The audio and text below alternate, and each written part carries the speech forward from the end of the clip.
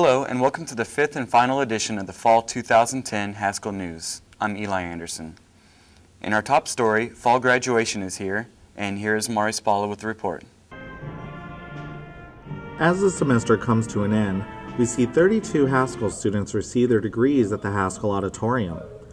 The commencement address was done by Carlene Morris, the director of the Upper Bound program and acting president of the National Haskell Alumni Association. 5 students received their bachelor's degrees, 3 of them in American Indian Studies: Alexandria Alvarez, Channing Charlie, and Suzanne Cousins, and 2 in Business Administration, which included Darren Danielson and Jeff Voiles. As family and friends gather to congratulate students for their achievements, Haskell News asked 2 graduates for their memories and advice for other students. I'd say all the friends that I made here and all the tribes that I got to know, and just the new experience of being out here and being around Native people and being here at a one-of-a-kind university. Be active, go out and do stuff, meet people. There's a lot of interesting people to meet. And on behalf of Haskell News, we'd like to say congratulations to all the graduates. This is Mari Spalla, Haskell News. 2 longtime educators at Haskell with a combined teaching career of 77 years will be retiring at the end of this semester. Both Sharon Atkinson and Ray Farve have served Haskell in the capacity of instruction for many years. Farve has worked at Haskell for 42 years and Atkinson for 35. Known for her famous Saturday morning donut tutoring sessions, Atkinson says she experienced many changes on the Haskell campus. Oh yeah, I've gone through 6 presidents. I've seen buildings rise, fall and rise, and different departments opening up, and I've seen tremendous changes. It went from a junior college to a university. Mr. Farve teaches multiple courses on campus, and he is most known for his sections of contemporary issues of the Native American. He said he will miss the interaction with the students when he retires. But I really enjoy talking with the students about where they came from, what their goals are, what they intend to do once they've graduated from Haskell, and what they want to do.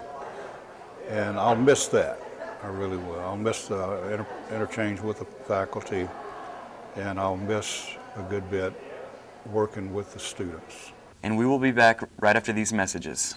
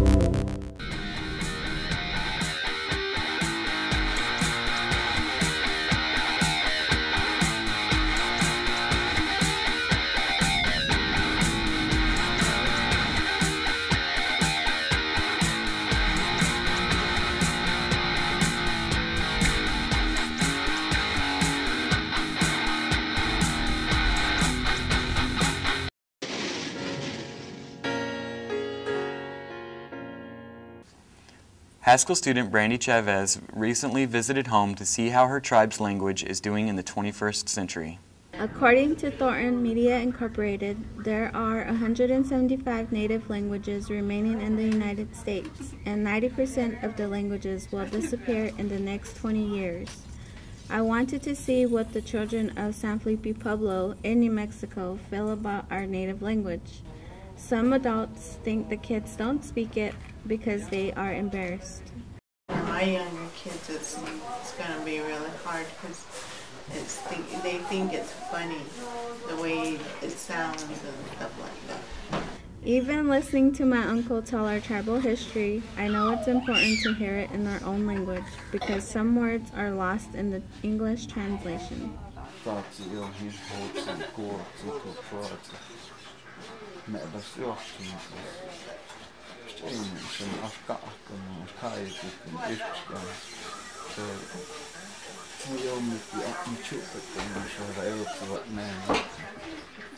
Kina taatsi ilo det hän order on koja hasta take over set no to charge the train to over course.